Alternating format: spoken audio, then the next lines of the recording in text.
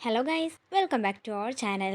Episode ആരംഭിക്കുമ്പോൾ കാണിക്കുന്നത് അഹമ്മദാബാദിലേക്ക് പോകാനായി തയ്യാറായി റെയിൽവേ സ്റ്റേഷനിൽ നിൽക്കുന്ന ശാലിനിയെയും സത്യയെയും ശാരദാമ്മയുമാണ്. വിഷ്ണുവിനെ വിളിച്ച് യാത്ര പറയാമെന്ന് ശാരദാമ്മ പറയുന്നുണ്ടെങ്കിലും അതിനെ തടയുകയാണ് ശാലിനി. സത്യയും വിഷ്ണുവിനോട് സംസാരിക്കണമെന്ന് പറയുന്നുണ്ടെങ്കിലും ആരോടും ഒന്നും പറയേണ്ട ഒരു കാര്യവുമില്ലെന്ന് ശാലിനി ദേഷ്യത്തോടെ പറയുകയാണ്. പിന്നീട് കാണിക്കുന്നത് പപ്പിക്ക് ബോധം വരുന്നതാണ്. ബോധം വന്ന ഉടൻ തന്നെ പപ്പി ശാലിനിയുടെയും സത്യയുടെയും കാര്യങ്ങളാണ് തിരക്കുന്നത്. പപ്പിക്ക് ബ്ലഡ് കൊടുത്തത് ശാലിനിയാണെന്നുള്ള വിവരം ശ്യാമ പറയുമ്പോൾ ഇത് കേട്ട് ഞെട്ടലോടെ നിൽക്കുകയാണ് വിഷ്ണു. തുടർന്ന് ശാലിനിയെ കണ്ട് മാപ്പ് പറയണമെന്ന് പറഞ്ഞ് വിഷ്ണു ഇറങ്ങാൻ നേരമാണ് ശാരദാമ്മയുടെ മിസ് കോളെല്ലാം തന്റെ ഫോണിൽ കാണുന്നത്.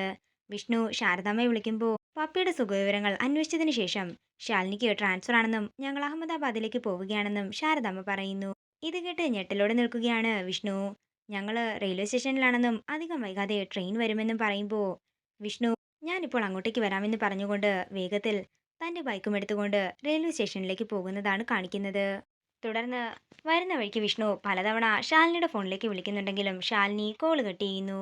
അങ്ങനെ വിഷ്ണു നിരന്തരം വിളിച്ചുകൊണ്ടിരിക്കുമ്പോൾ ശാരദാമ്മ ശാലിനിയോട് ഫോൺ എടുക്കാനും ഉള്ള കാര്യം പറയാനും പറയുന്നു. ശാലിനി ഫോൺ എടുത്ത ഉടൻ തന്നെ വിഷ്ണു ചോദിക്കുകയാണ്, താൻ എങ്ങോട്ടേക്കാ ശാലിനി ഈ ഓടിപ്പോകുന്നത്? താൻ എത്ര പാതാളത്തിലേക്ക് പോയാലും തനിക്കെന്താ എന്റെ ഓർമ്മകളിൽ നിന്നും ഒരു മോചനം ഉണ്ടാകുമോ? ഇത് കേൾക്കുന്ന ശാലിനി പൊട്ടിക്കരയുകയാണ്. അങ്ങനെ വിഷ്ണു റെയിൽവേ സ്റ്റേഷനിൽ വന്നെത്തിയിരിക്കുകയാണ്. റെയിൽവേ ട്രാക്കിലൂടെ ശാലിനിയുടെ അടുത്തേക്ക് ഓടിയെത്താൻ ശ്രമിക്കുന്ന വിഷ്ണുവിനെയാണ് കാണിക്കുന്നത്. ശാലിനിയുടെ അടുത്ത് എത്താനാകുമ്പോഴേക്കും വിഷ്ണു തളർന്ന് വീണിട്ടുണ്ടായിരുന്നു. വിഷ്ണുവിന്റെ അവസ്ഥ കണ്ട് ആകെ തകർന്ന് ഓടിച്ചെല്ലുന്ന ശാലിനിയാണ് കാണിക്കുന്നത്. അങ്ങനെ ശാലിനിയും ശാരദാമ്മയും കൂടി വിഷ്ണുവിനെ ഹോസ്പിറ്റലിലേക്ക് കൊണ്ടുപോകുന്നു. പിന്നീട് കാണിക്കുന്നത് പപ്പിയെയാണ്.